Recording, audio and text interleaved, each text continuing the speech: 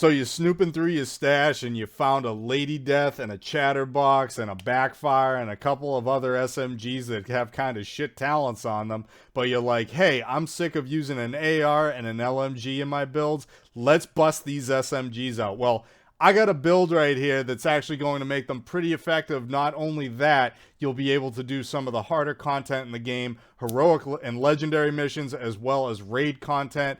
You won't top tier damage it, but you'll get close. Stick around, enjoy this video, alright?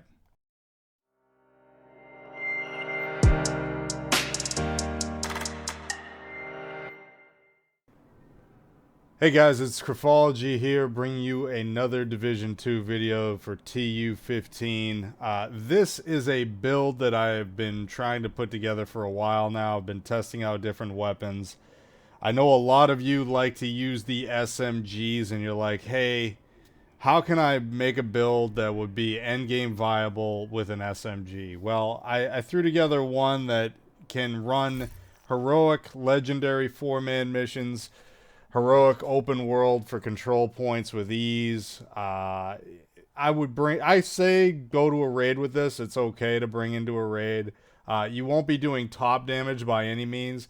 And the last part of this disclaimer is that by all means, ARs, LMGs, and rifles are certainly going to net you more damage output than this build. With that being said, let's get into it. So there's a couple of exotic pieces that I think you need to have for this build in order for it to really shine. However, there are interchangeable pieces. So let's go over the gear first.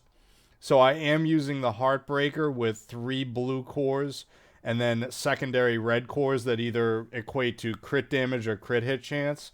As you notice, I also modded for crit hit chance or crit hit damage depending on my stat sheet. I have a 4th Heartbreaker with a weapon reroll. So again, the Heartbreaker set rolls with core blues. So if you get a piece that has a red secondary, that should be the piece that you re-roll to weapon damage, unless you keep farming, of course. But if you're just going after the set for the first time, or just going after this build for the first time, re-roll the crit hit chance or crit hit damage secondary piece for Heartbreaker into weapon damage. There's your red core weapon damage for the Heartbreaker set. So again, 4-piece Heartbreaker.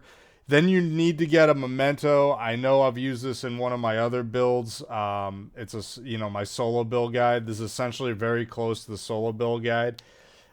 Check that out, by the way. That nets you more DPS output. But the memento, the reason I use this is because it gives you two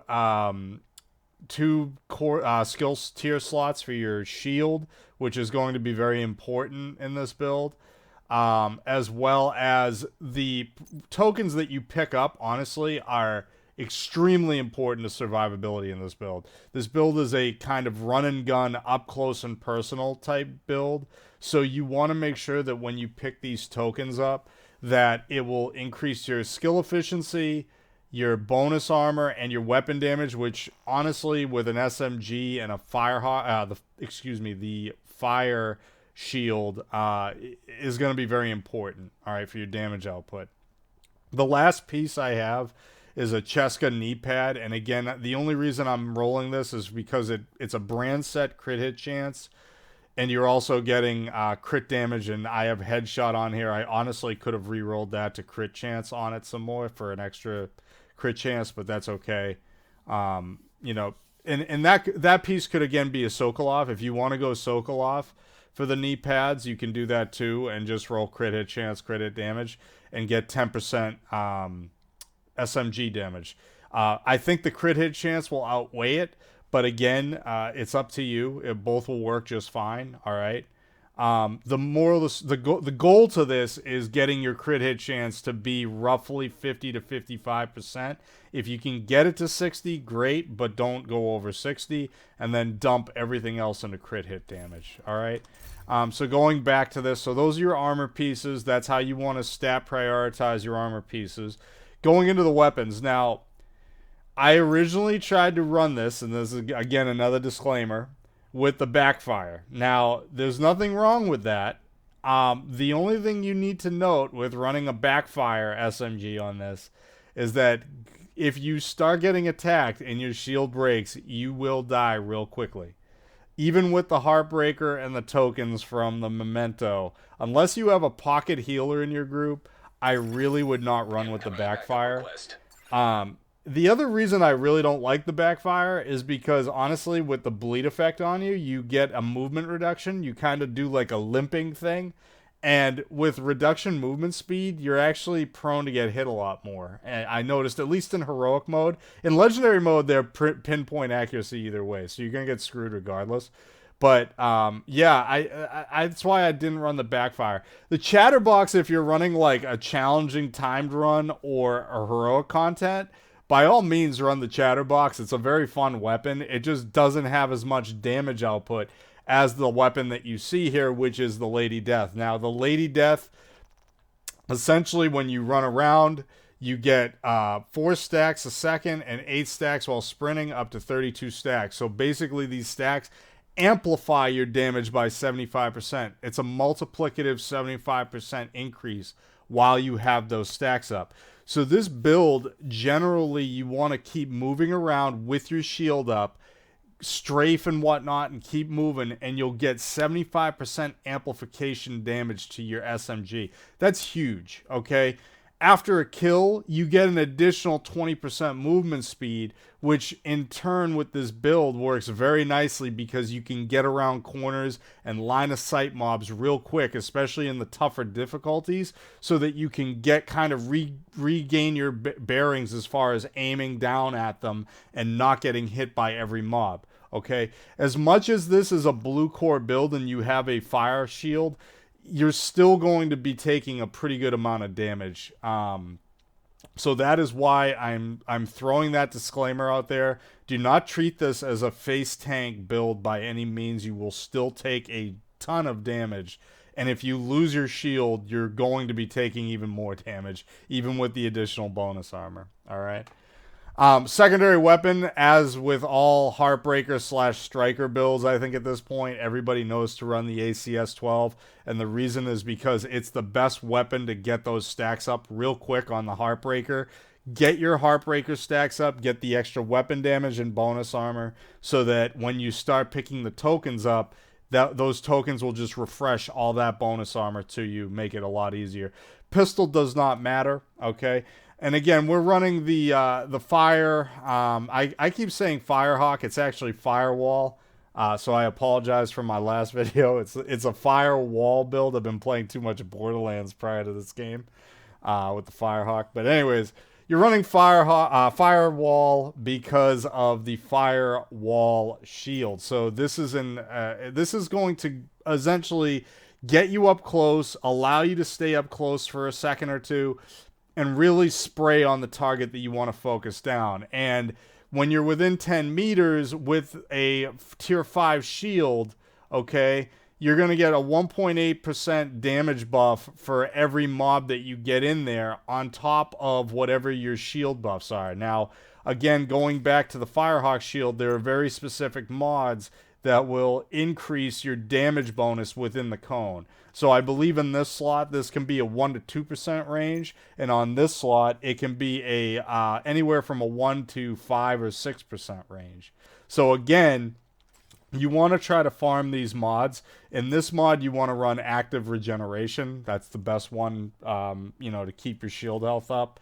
When you're not taking damage, it will active regen 4.2% faster. All right. For your other skill in this, I'm running a Reviver Hive. Again, you're going to be squishy. As much as this has some blue cores, you are going to be taking a pretty good amount of damage. If you feel comfortable in running another skill, say you want like a Riot Foam or, a Shock Trap, I don't know, you can certainly do so. You'll have one skill tier to kind of buff that skill up. But again, in my opinion, Reviver Hive is always a beautiful thing, because if you're in a raid or a legendary mission and you do go down, it doesn't require your teammates to cut their damage to bring you back up. You'll get up yourself. Or if your teammates go down, you have a tool to throw out there as opposed to having to run up and cut your own damage. All right. I went over stat priorities already, so it's a crit hit chance to 50 to 60% range, and then dump all remaining points into crit damage. And then let me just go over the shooting range quick and show you guys. So I got a named mob at 5 meters. You're going to pull out your thing. You're going to shoot at the chest. Actually, with the Heartbreaker, you want to make sure that you aim at the head first so that you get the pulse on the target. Once you get the pulse on the target, it will start burning up. Now, the thing to note about this is that I do not have the stacks going. So I don't have stacks for my weapon. Just remember that, alright? So my stacks are off. So this is actually not something that like is going to portray the full damage amount, unfortunately. Let me try to run around here. This is what I can do. I can reset it. And now we've got full stacks. And you notice, look at how much the damage is when you actually have full stacks there. So let me get full stacks. There you go. Look at that. So I'm seeing like 700, 800k when you've got movement stacks on your Lady Death. So 800, I saw 807k there. So again, that's when you've got stacks up. This thing's hitting as hard as the LMGs and the ARs, alright? So that is why I like to focus with Lady Death. And on top of that, it's got the survivability and the movement to get you in and out of the battle quick, alright? That's the difference between using a backfire to this weapon. The backfire, after you reload, yeah, you'll have those crit damage numbers, but after that, you're taking a bleed effect of 100% ticks of your armor on top of moving about 50% of your movement speed. So it's just, it's that toss-up that I really don't like to use the backfire with, alright? And again, Chatterbox is nice just to clear out waves of ads that are coming out of one door, but it doesn't have the kick that the Lady Death has, alright? So guys, I'll show you some footage of this build right after this. I'm going to sign off right now. If you like this video, like and sub. If you don't like or what I did with this build, or if you have any type of comments, just leave it in the comments section. I like to answer and read what you guys say, all right? And I'll see you guys on my next video. All right, take it easy. Hey guys, using this build right here that I just showed you, got my first kill with the ACS. Now moving up with the Lady Death. So you use your ACS off the bat, then you whip out the Lady Death and you start running. Got the kill, got the movement speed up. Movement speed's going. He's got that kill. So I got full stacks now on the guy. Ooh. Ooh. Look at this guy. Okay, getting those stacks. Keep moving. Oh. Looks clear. Looks like this guy I'm with is actually running a pretty decent build, so he's doing some damage. And by any means, this build is not top damage build. Okay, I want to throw that out there again. If I wasn't making that clear in the actual video, this is not a max damage build. So do not go into runs thinking you are going to be doing. God, I would really wish these guys to. Yeah, there we go. Okay, pull out my Firehawk. Keep moving to get the buff up. Like, no matter what, you want to keep strafing. Got the kill. Got the Lady Death buff. Moving up. Notice this damage though. Like full stacks. There you go. You always want to go for headshots if you can. And the reason you go for headshots is to get that pulse on the target. Now, again, I made note in the video, you know, if you don't want to run Reviver Hive and you feel comfortable without the Reviver Hive, by all means you can go pulse and use a pulse with the Firehawk shield, and that will pulse all the targets that you need to pulse.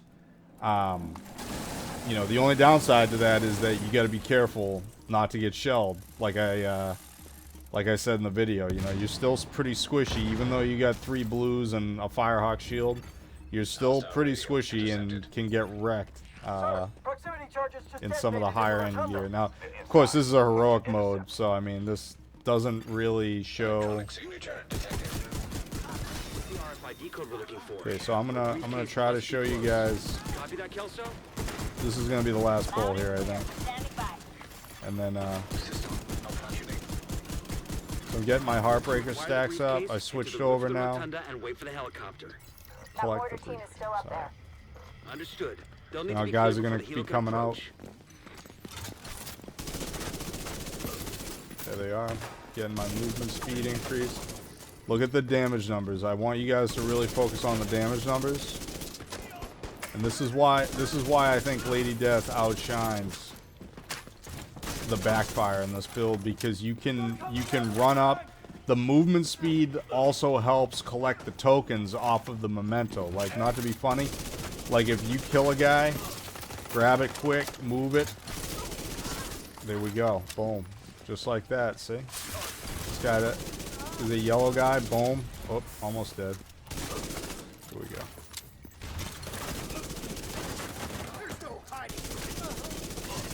And like, look at the survivability too.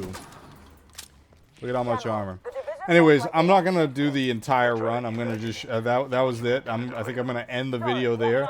But yeah, you guys see the potential of this build. You essentially get that movement speed. You get to pick up those memento tokens, reposition yourself, and then redeploy your shield back, and you go right after the next mob. And you'll have that 75% amplified damage, multiplicative damage rather, on your shots. So it's very good for an SMG build. Again, it won't top tier damage, but it's a nice alternative to ARs and LMGs. All right. I hope you guys enjoyed. I'll see you guys later.